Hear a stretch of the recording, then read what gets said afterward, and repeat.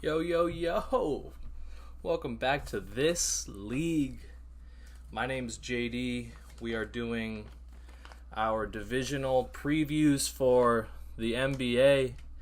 This is your new favorite NBA podcast. We are here on the grind. Well, kind of. I missed last week.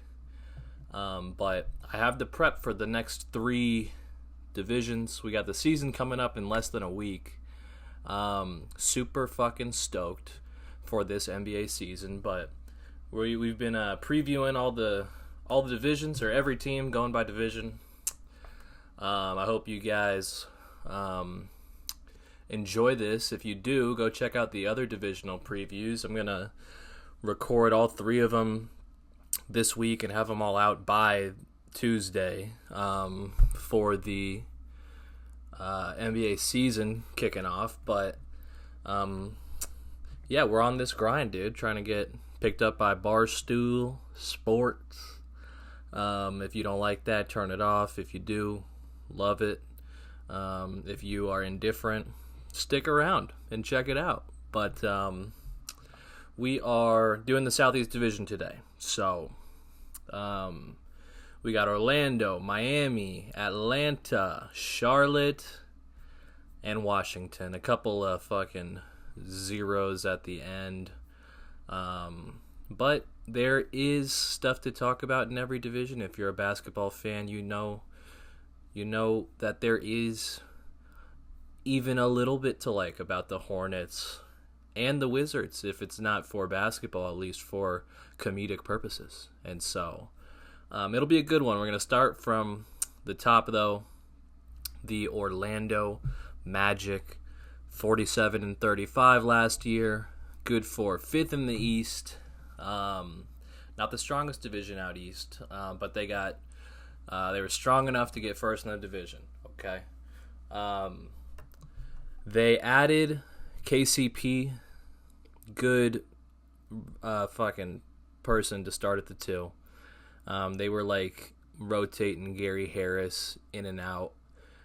Gary Harris is a good pro, but if the Magic want to step up, and I think they will this year, they needed to go make a move, and so they picked up KCP. Also got Corey Joseph, veteran, love that guy, Texas guy. And then the rookie Tristan da Silva. They lost Markelle Fultz, who I don't even think is on a team yet, which is crazy. Former number 1 pick. Hasn't signed on with anyone yet. He's 26 and showed a little promise last year, but I think they'll be fine without him. Joe Ingles they lost, and Chume Okeke, I think that's how you say it. They lost him. Loved him at Auburn, but kind of a non-factor. But yeah, there's a lot to like about this team. I think they're going to be fun to watch. Their coach, Jamal Mosley, was the second place in voting in Coach of the Year last year. So they got a good head of the snake with the coach. They got a good head of the snake in Paolo. And let's just run through it. I guess we'll start with fucking Paolo. Last year was an all-star. The year before, in his rookie year, was Rookie of the Year. Took that next step to all-star. I expect him to take another step up. I mean, he's a fucking force. He's like 6'10", can do it all. Entering the part in his career, too, where like he can single-handedly win them or lose them games, like conversely. Like I think his star is not even close to its brightest, but it's still shining, dude. Shining bright like a diamond, to put it in Bad Girl Riri's words. And I love him. I mean, I think he is like one of our hopes as Americans, right? We see Luka, Jokic, Embiid. We got all of these foreigners who are the best in the league right now, but not too many foreign guys that are in their first, second, third year besides Wemby. Don't want to just glance over that guy. that are going to be like the faces of the league, and I think Paolo is certainly one of them, man. He's going to be, I'll say it right now, he's going to be all NBA this year. I think he's going to be that fucking good. I think another year under the belt with this group, they didn't lose anyone of significant importance. They added someone of significant importance in KCP, and they have a chance to take another step up. Are they on the same level as Boston or the Sixers? I think I expect the Sixers to have a big year. Or the Knicks? No, but could they finish fourth? Yes. So they finished fifth last year, did pretty good. I expect them to win more games, but seeding, I don't know how to predict that shit. I'm not a math guy. I'm not an analytics guy. But I think Paolo is good enough to not let this team sink unless he gets hurt. But he's the fucking man. He's a dog. He's a motherfucking problem. And he's him. So let's take a look at the surrounding cast. I'll talk about Franz Wagner, his running mate, a good piece of the young core, besides Banchero and Suggs, who I'll get to next. Entering year 4, last year averaged just under 25 and just under 4 assists a game. But his big problem, dude, and I didn't even realize this until I was doing my research, is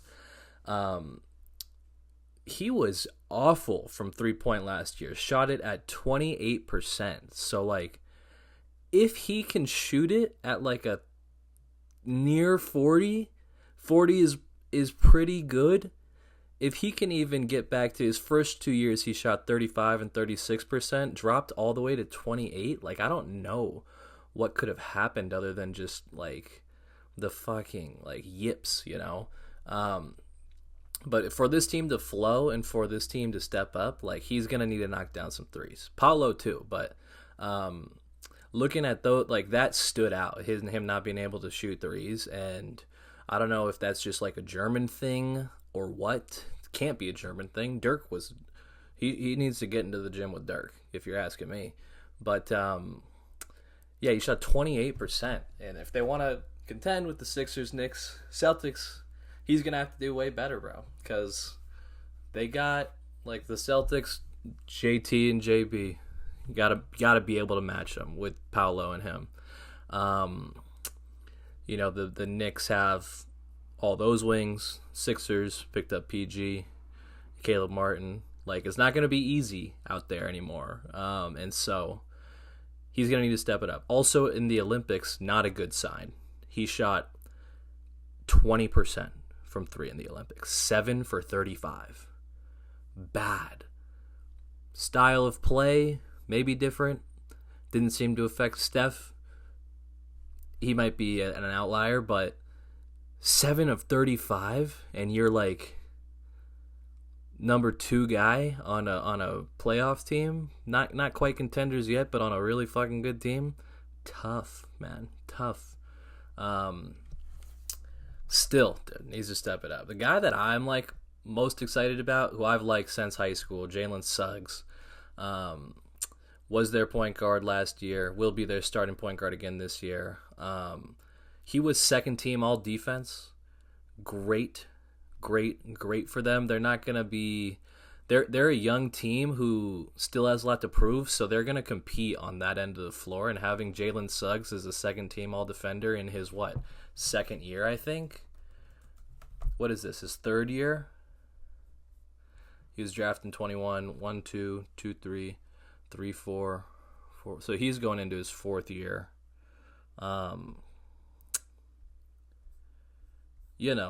Those are the good steps that you like to see, though.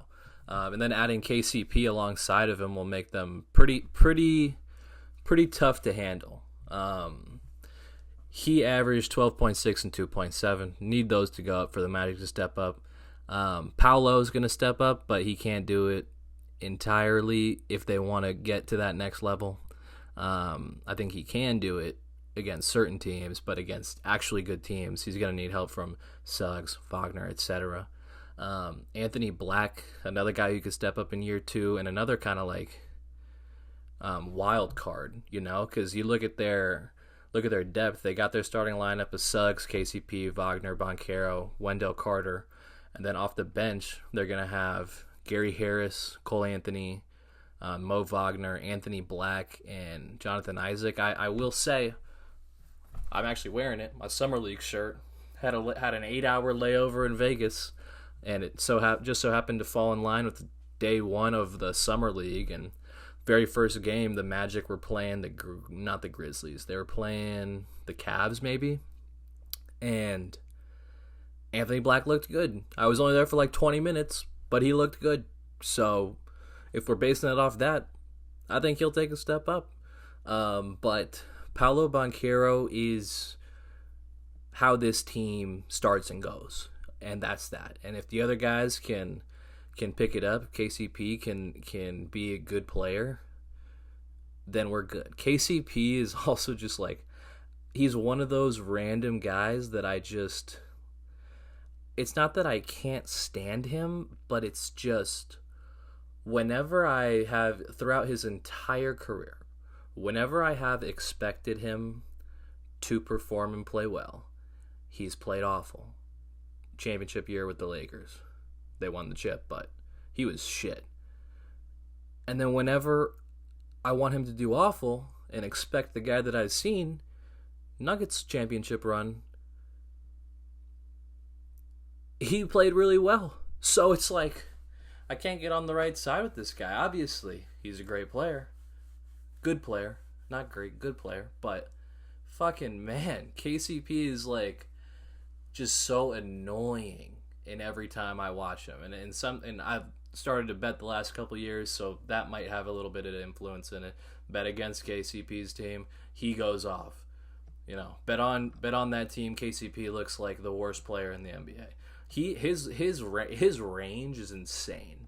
Like, he could either be like the guy who helps a team win a big game, or be just a non-factor cardio out there. But we're talking about Franz Wagner's three-point shooting. He definitely brings some when he is not the worst player in the NBA. So, it's gonna be interesting to watch and see which KCP shows up. He's also like won a couple rings, and he's, how old is he? 31. Not much else to prove. Will he be motivated, etc.? I don't know. He's a dog though, so I don't expect any effort to be in question. But their big man group, moving on to that, is better than most. Wendell Carter, Mo Wagner, Goga Bitadze. Carter missed some time last year. I know because I had him on my fantasy team. I picked up Goga Bitadze. He put up good numbers for a replacement. He's not like a complete scrub. So this rotation of big man is going to hold up well enough for those other pieces, if they can step up, for them to make some noise. And it's like, can one or all of these guys turn into a Isaiah Hartenstein for the Knicks type of player and have that sort of impact for the team in big games or playoffs? Perhaps. They'll need that to happen. I think all of them are capable of that, because when you think about, if I were to ask you who are the best bigs in the NBA are, you're not going to say Isaiah Hartenstein is, but last year's playoff run with the Knicks, Isaiah Hartenstein was awesome for them. And you don't need much of him. You just need to rely on him and, get double-figure scoring, double-figure rebounding, and I think all three of those guys can do that, if they need to. So another thing that I am interested in is, can they package, if they want to just go all in, make a move, if a big player becomes available, could they package Cole Anthony, Anthony Black, Jonathan Isaac, one of the bigs for a high-level guard or big man? I mean, Jalen Suggs would be a risk to trade, but if they had to do that to go get, I don't know, someone good, then would they do it? If Levine becomes available, could they trade for Levine and Levine has a good year? Because Levine kind of has that KCP effect, obviously much more talented offensively, but if Levine has like a good year, could they trade Suggs and KCP for like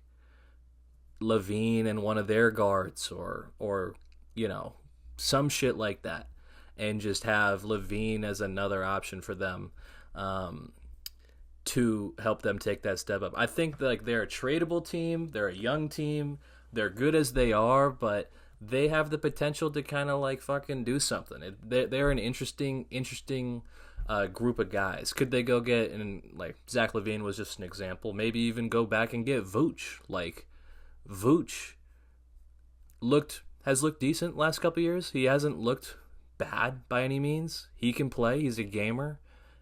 Could they go get Vooch again and like throw Vooch in there instead of Wendell Carter? And that team steps up a little bit. And all you need to give up is like some of these younger guys. Like if Anthony Black takes a big step, can be their point guard, maybe they can get rid of Jalen Suggs, It is an interesting team. They're going to be fun to watch. They almost got some AAU team vibes just because they're young, fun, exciting, tight-knit from the looks of it. Last week was like the coach's birthday. I saw a video of them like singing happy birthday to him. I know it's not like super out of the ordinary or like extremely special, but you can tell that they are growing together, have grown together over the last couple of years and like gone through like some shitty years. That's how they've gotten these talented young players through the draft. And fuck, man, I think they could, if they wanted to, they could make a trade and elevate themselves if an injury were to happen to the Celtics or whatever. Next up, Miami Heat, one of my favorably put together teams in the NBA. Last year went 46-36, 8th in the East, play-in team. Would have made it previously to play-in, 2nd in the division. Faced a lot of injuries, was just kind of an off year for them after I guess you could also say expectations were a little raised after they made that finals run. But they added Alec Burks, Khalil Ware, who looks great, averaged like almost 20 and 10 in the summer league. Lost Caleb Martin, that's going to hurt. They're going to need to be healthy to kind of make up for that because Caleb Martin, gamer. Lost Patty Mills, Kyle Lowry. I think they traded mid-season. But last year had a franchise record 35 different starting lineups. Not the cleanest year, but once again, I love this collection of players. Terry Rozier, who is a guy that, like, before he was even on the Heat, like, he got traded to the Heat, and you're like, oh, that's perfect. Like, just scary Terry, in your fucking face, dog. Traded last year, so only played 31 games for him, was just a little preview, but when he was traded there, they lost some guys, so he played, he was, like, propelled into a big role right away, and exciting guy to have at year one, They've also got Tyler Hero, Butler, Jovic, and Jaime, and then Bam. Again, I love all of those players individually. They got Josh Richardson, Duncan Robinson, Kevin Love, Haywood Highsmith looked good. But on paper, it doesn't seem like enough for them to win a chip this year. They're going to be awesome. Or they're going to be above average, I would say. But again, you can never count fucking Jimmy out. Bam also, shit, dude. Like, Bam is going to have a big year. Sign an extension through 29. Jimmy Butler has a player option next year. Will he stay? Will he go? Doesn't matter, though. This is Bam's team. I love what he brings to this modern NBA. Positionless basketball. I think he's only like 6'9", but guards well against the bigs. Elite defender. That jumper was looking mighty nice in the Olympics. Positionless. Bring the ball up. Guard the center. Pure hooper shit. And again, that jumper was looking mighty fine for in the Olympics. So, like, if he can carry that over, bro, you hear about it, you see it every year. I mean, fuck, Anthony Edwards World Cup last last summer, big year last year. You know, you hear it's definitely a thing, getting those live reps with the best, competing for a world championship. And fuck, man, there's no reason not to think Bam Adebayo is about to have an insane fucking year. So, similar to what I was saying about Paolo, he's gonna help them win some games. Might miss a last second shot. Who gives a fuck? He's nasty with it. Jimmy Butler, going into the season, 35 years old. I think despite his injury history, it's stupid dumb to count him out. When he's healthy, he's got it. He's a gamer. He's him. I just watched Starting Five. I was just out of town. I went to Lambeau for Cardinals-Packers. Cardinals coming off a big road win against the Niners. I was on cloud 9, and we got absolutely shit on. But flew into Chicago, drove up to Green Bay, same deal, coming back in reverse. So I downloaded Starting Five, managed to watch.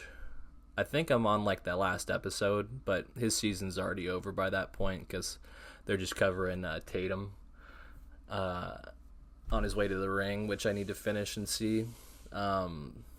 Also, I really like Tatum now. I did before, but he's gotten so much shit, and the narrative around him right now is just awful. People make fun of him left and right. You know, he had a weird experience at the Olympics, but he is still like entering his prime, which is insane to think about. So, he is a dark horse face of the league when LeBron and Steph and those guys are officially moved over or passed over. But he is Jimmy Butler. Back to him. Yeah, he's a gamer. He's like a Miami Heat creative player. Or like if you were to like knowing everything that you know about how they wear like knee pads in practice, Pat Riley, Spoelstra got it from the fucking gutter. Like Jimmy is a Miami Heat creative player. If you were to just build someone in a lab, 6'7", dog, scores, defends, never ever gives up. Miami Heat creative player. Hero. I love Tyler Hero. Always have. High school, college, pros. Hurt last year a lot. Can he be their true one? Can him and Rozier, because they're both kind of the same player, like point guard, two guard, combo guard, facilitating is something of need for this team. They had Kyle Lowry for a couple years there. He kind of filled in those gaps in games when they really needed to get something going. But Hero still isn't quite proven in that department yet. Great third option for a winning team. Bucket. Also, his reaction to that fight. I don't know if you guys saw this shit. The pregame or postgame preseason like Miami Heat fight that went on in the stands is like 1v2. Shit was insane. They just so happened to be interviewing Tyler Hero while it was all happening, and like mid-question he was like, "I'm sorry, there's a fight over there." God damn, that's crazy. And then just finished answering the question like a pro. He's becoming a man, right? You draft these guys when they're 19, you forget after a few years they're still only like 24. You know, like he can still develop, man. So hoping that he becomes a real good passer and a real good facilitator for this team, because he matches that Miami Heat profile too, just like a dog. And once again, I love this team. But yeah, you're gonna need Jaime, Rozier, Jovic, Hero to really step up for them to like make a playoff run. I wouldn't be surprised if they got to the second round of the playoffs. You can never count the Heat out. Never, ever, ever. Last year, Jimmy missed 22 games. Hero missed 40. They were never really a threat. Butler missed the whole first round against the Celtics, got hurt in the play-in, still won 46 games. So a healthy, energetic, together team. It's really the togetherness and missing each of those guys, Hero and Butler, for as many games as they did, bringing in Rozier midway through, is tough for them to find a groove and find that togetherness, and hopefully they can this season. So next up, the Atlanta Hawks, 36-46, 10th in the East, 3rd in the division. Trade talks the entire year. Disappointing season. They went to that Eastern Conference Finals a couple years ago or made a run in the playoffs. I think they went to the Eastern Conference Finals. Am I just doubting myself? Yeah, that was when they played the Bucks, and the Bucks went on to fuck. If the Hawks made it, the Suns would have it shipped by now. Suns fan, if you didn't know, if this is your first time here. Interesting team, though. Bad, but interesting team.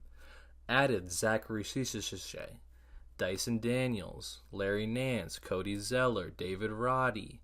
Lost DeJounte Murray, who was the only thing, aside from Trae Young, keeping this team halfway competent. I remember the Suns went to Atlanta and actually fucking lost to these fools. I was hot. They also lost Sadiq Bey, AJ Griffin, who retired at like 20-something years old.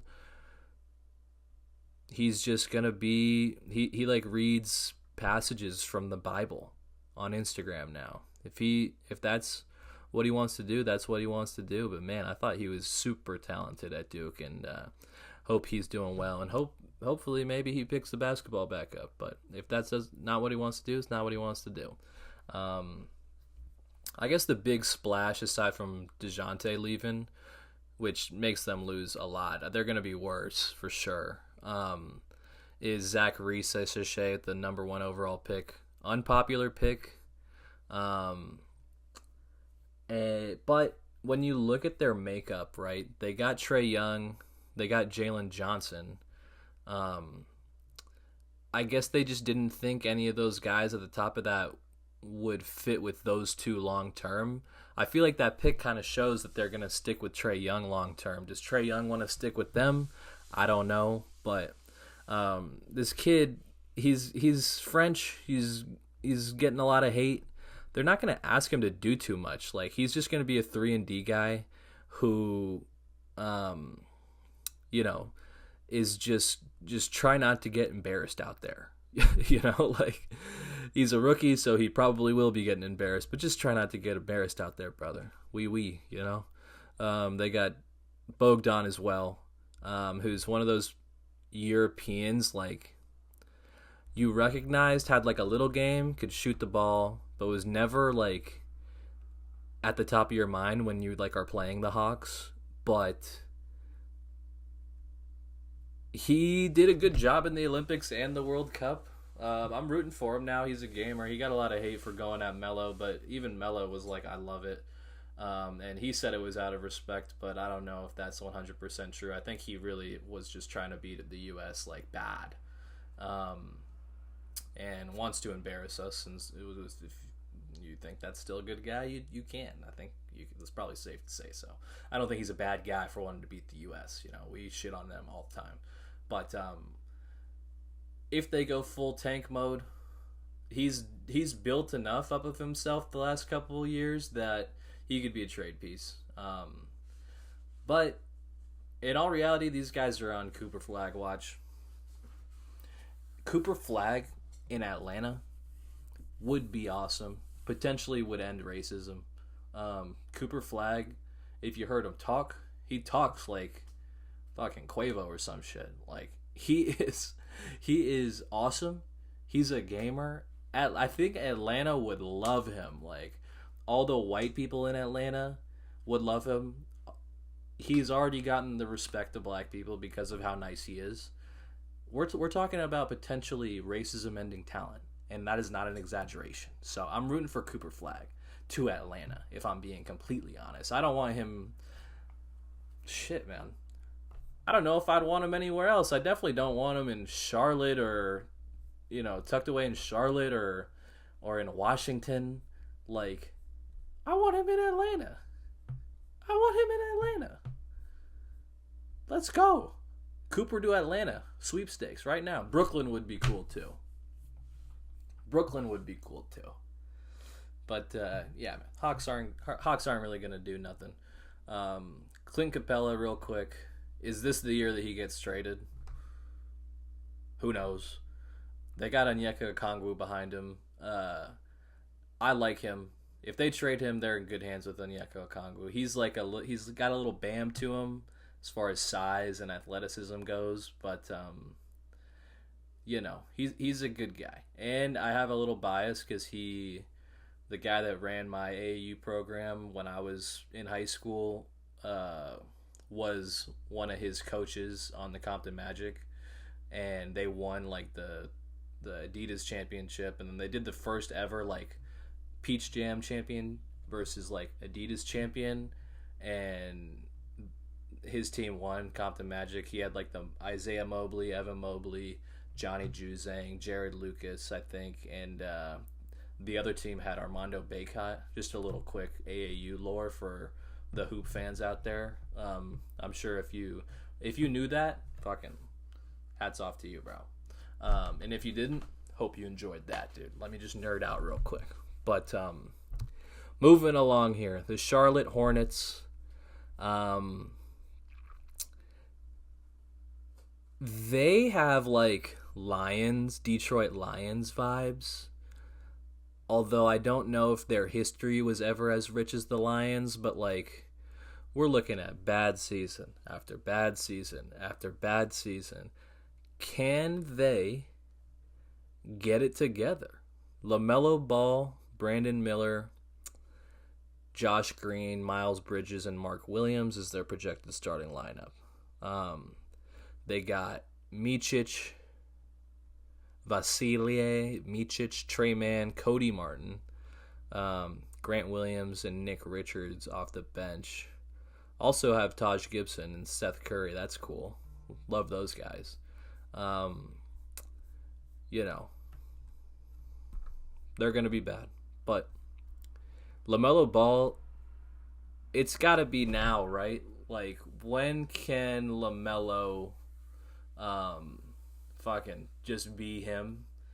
I think he's the best Ball brother. Lonzo, who I think I have on another podcast coming up. I don't know if I recorded that one yet. Again, I'm sitting here. I'm about to record like 3 season previews for teams. But LaMelo like has chosen one energy. I'm a big LaMelo Ball fan, and I think this team's probably better than last year. How many games did LaMelo Ball even play last year? Like, he got hurt really early, I'm pretty sure. They sucked. This kid is the chosen one, though. He scored 90 points in a game, cherry picking. He had a reality TV show, and he was like 12. I actually saw him play in Lithuania. I was studying abroad, and I literally went to Lithuania to watch him and his bro play. LiAngelo had like 25 and looked nasty, but LaMelo was out there like fresh off a back injury, subbed in, just missed a 3 like wide right. Like, it hit like the side, like the right side of the backboard, just like to the right of the rim, just so off. I was like, oh, this kid's fucking insane. He's so entertaining though, and he's got game. I really want him to do well. But him, Brandon Miller, and Miles Bridges, fun to think about, right? As far as just like hoops goes, like pick up, they're running a gym, but NBA basketball, who knows? I do think they absolutely nailed the coaching hire though. Charles Lee, top assistant with the Celtics last year. This is the first time they've had a head coach in the last few years that you're like excited about. They went back to Steve Clifford because Michael Jordan likes him last year. Idiotic move. Might as well have just fucking said we're just not gonna do anything. This might as well just forfeited every game. But Charles Lee, like, don't know too much about him, but if he was under Udoka and under Joe Mazzulla, young guy as well, like, their timeline isn't for right now. It's like I said with the Lions. Like, they hired Dan Campbell. Their timeline was not to get good that year. It was to get good after a couple years. And the Lions are about to win the goddamn Super Bowls. Like, can Charles Lee have the Dan Campbell effect, you know, relate with these young dudes, grow with them, build a foundation around Brandon Miller, LaMelo, etc., and, you know, do something. So as far as, like, that's what you're watching for this year. You're not watching them to win games. You're watching them to build a foundation. And, yeah, that's basically it. But they're going to be bad. So, lastly and leastly, the Washington Wizards. 14th in the East, 15-67, one more win than Detroit. And you guys know how absolutely shitty Detroit was last year. Last in the division, obviously. They add some good guys. Malcolm Brogdon, though, already out for the year. So, never mind about him. But Alex Sarr, good highlight tape, bad summer league tape. Sadiq Bey, who's like one of my favorite like underrated players in the NBA, just role players, is like one of those guys that I like to nerd out about. Like almost has like a Jay Crowder type potential. Good size, knocked down a three. Role player, but fucking I like him. They picked up Valanciunas, so last year their center. They had Daniel Gafford, traded him, and I don't even know who the fuck they rolled out there after that. But Jonas Valanciunas brings a little bit more professionalism to this team, a little bit more. You got to think that with Valanciunas around Kuzma and Poole, they're gonna win more than 15 games. I don't think that's that crazy to say. I hope they win more than 15 games. But also, maybe they're not trying to because of the fucking whatever. This year they lost Denny Avdija, Tyus Jones, who, thank you, and Landry Shamet. Their rookie, Bub Carrington, looks super awesome. But again, their timeline's down the road. Looking at it right now, though, they did a good job. They upgraded, even though it's nearly impossible for them not to be able to upgrade. There's not much for them to upgrade from, but they upgraded. So you got to give them a fucking yippity doo ha yippity yay, you know. But Jordan Poole, he's set to start the season as the starting point guard. Can he run the show? Will he take a step? It's got to fucking suck last year, like going from Warriors championship, to this. That'll affect any man, you know. Winning a chip, playoffs after playoffs. Wizards. I don't care how mentally tough you are, that's got to fuck you up, you know. But they're like, last year the Celtics like would rest dudes against teams. This is a Celtics are going to rest guys against them and still win. So I don't know. Kuzma, pick it up. I don't know. I like Kuzma. He's a pro. He's a good dude. Stuck here, bro. Stuck here. I could see Kuzma actually, now that I think about it, Kuzma is like San Antonio Spurs vet type character arc potential. Like I could see him in a couple years like signing to the Spurs and just being a role play, like the best like fourth player or third player in like a starting lineup, like around Wemby and those guys, like for the Spurs. Like he has that potential. So shout out to him for toughing it out right now. It's gonna be bad again, but who knows, dude. Who else is on their bench that I like? They got Marvin Bagley, Arizona product. Rashawn Holmes, Corey Kispert, and Bub Carrington, like I was talking about. So, if you're a Hoops fan, you'll like them. If you are a casual NBA fan, no need to watch this team. Because if Jordan Poole makes any highlight, good or bad, Shaqtin' a Fool or SportsCenter Top 10, you'll see it anyway on Twitter or whatever the fuck. So, that is the Southeast Division preview. My name is JD. This is This League. That's what we're calling it right now. Trying to get picked up at Barstool.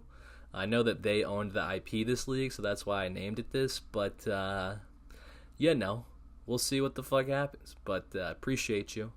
Like, subscribe. Check out these other team previews ahead of the games Tuesday. And take care. Love you. See you soon.